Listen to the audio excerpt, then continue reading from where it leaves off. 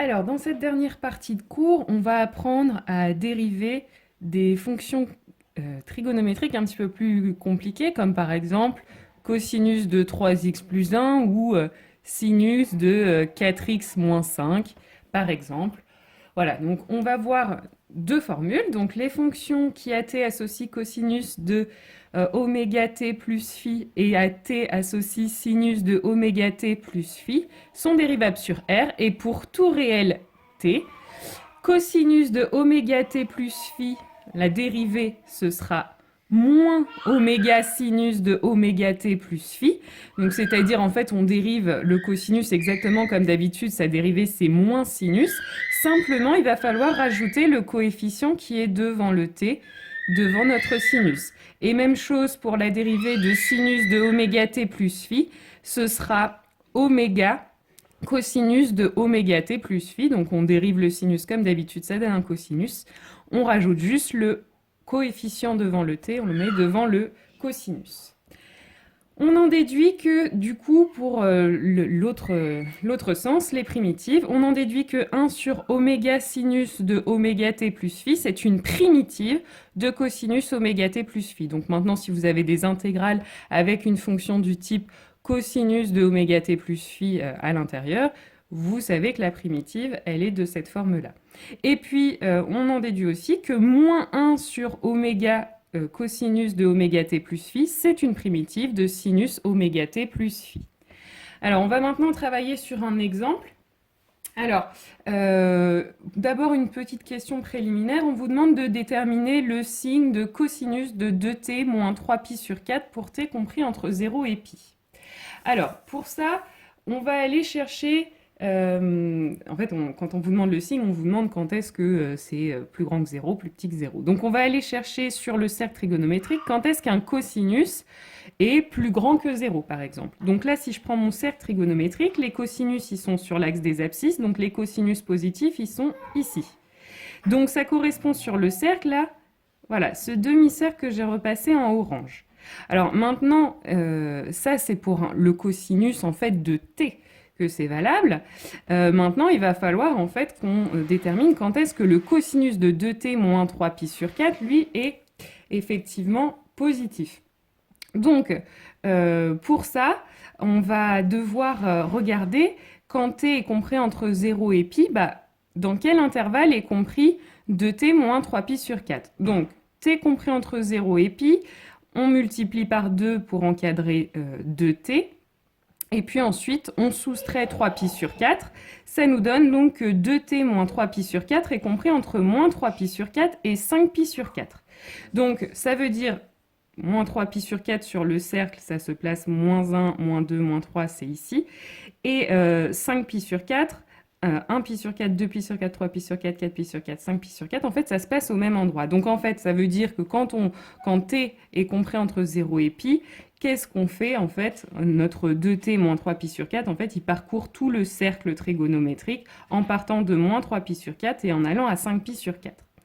Donc maintenant, ça veut dire que quand je cherche quand est-ce que mon cosinus de 2t moins 3pi sur 4 est positif, je sais qu'il va l'être, on a vu tout à l'heure, quand 2t moins 3pi sur 4 est compris entre moins pi sur 2, pardon, et pi sur 2. Ensuite, je finis de résoudre. Donc je passe mon 3pi sur 4, j'ajoute 3pi sur 4 partout, et puis ensuite je divise par 2. Et donc vous avez comme solution que pour que cosinus de 2t moins 3pi sur 4 soit positif, il faut que t soit compris entre pi sur 8 et 5pi sur 8. Alors, vous me direz pourquoi est-ce qu'on n'a pas fait ça immédiatement? En fait, on a besoin d'aller repérer dans quel intervalle varie 2t moins 3pi sur 4 pour bien choisir les bonnes bornes à cette première étape. C'est-à-dire que là, quand je parcours mon cercle, je pars de moins 3pi sur 4. Vous savez que ici on peut placer moins 2pi sur 2, mais moins pi sur 2, mais on peut aussi placer 3pi sur 2. Mais ici, comme je pars de moins 3pi sur 4, la valeur sur une droite graduée qui suit moins 3pi sur 4, c'est bien moins pi sur 2, ce n'est pas 3pi sur 2. Donc c'est vraiment histoire de savoir quelle valeur choisir pour ce point du cercle. Et puis ensuite, en continuant, on est dans des valeurs négatives, on va finalement repasser par 0. Les valeurs suivantes vont être positives. Et donc la valeur à placer ici, ce sera pi sur 2 et pas autre chose. Donc voilà à quoi ça sert un petit peu de faire cette étape-là.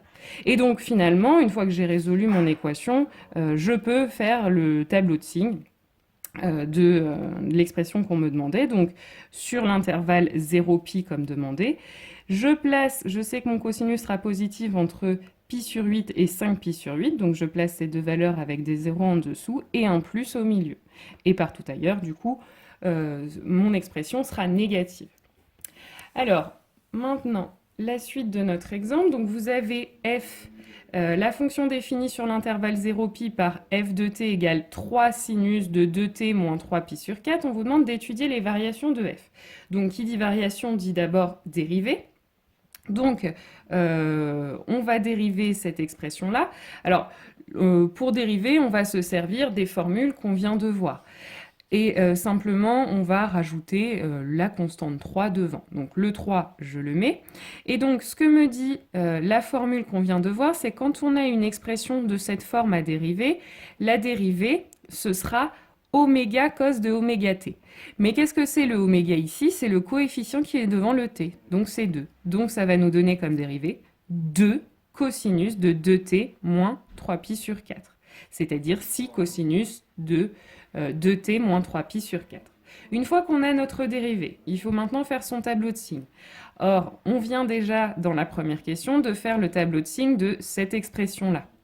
Donc, quand on la multiplie par 6, un nombre positif, en fait, le tableau de signes ne va pas changer. Ça va être exactement le tableau de signes qu'on a trouvé tout à l'heure et que j'ai remis ici. Et donc, du coup, ça nous dit que notre fonction f va être décroissante de 0 à pi sur 8, croissante de pi sur 8 à 5pi sur 8 et décroissante de 5pi sur 8 à pi. Ensuite, vous n'avez qu'à remplacer t par 0 pi sur 8, 5pi sur 8 et pi pour déterminer les images de nos différents réels. Donc je l'ai fait là rapidement sur le côté. Donc pour 0, je remplace t par 0.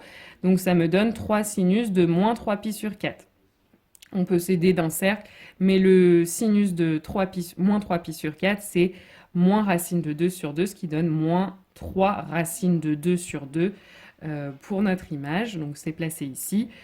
Pour pi sur 8, ben là, en fait, je remplace donc par pi sur 8. Ça va me donner 3 sinus de pi sur 4 moins 3pi sur 4, c'est-à-dire 3 sinus de moins pi sur 2.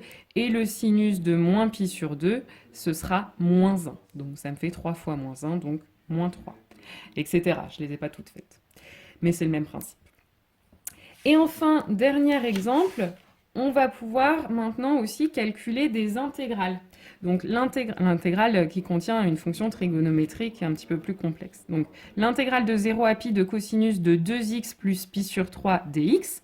On a vu tout à l'heure que la primitive, c'était de cette expression, c'est 1 sur oméga sinus de oméga t plus phi. C'est-à-dire ici, ça va être sinus de 2x plus pi sur 3 et devant, je rajoute un 1 sur 2. Le oméga ici, c'est 2, donc 1 demi. Ce qu'on peut aussi écrire sinus de 2x plus pi sur 3 divisé par 2, de 0 à pi. Ensuite, comme d'habitude, je remplace d'abord les x par pi et je soustrais par l'expression en remplaçant x par 0. Donc finalement, ça va me donner sinus de 2pi sur 3 plus pi sur 3. On se rappelle, le plus de pi, on peut l'enlever, donc ça nous donne tout simplement sinus de pi sur 3. Et puis ici, j'ai un 2 fois 0 qui va s'annuler, donc ça va être sinus de pi sur 3. Donc finalement, ça me donne sinus de pi sur 3 sur 2 moins sinus de pi sur 3 sur 2. Ça va nous donner 0 pour cette intégrale.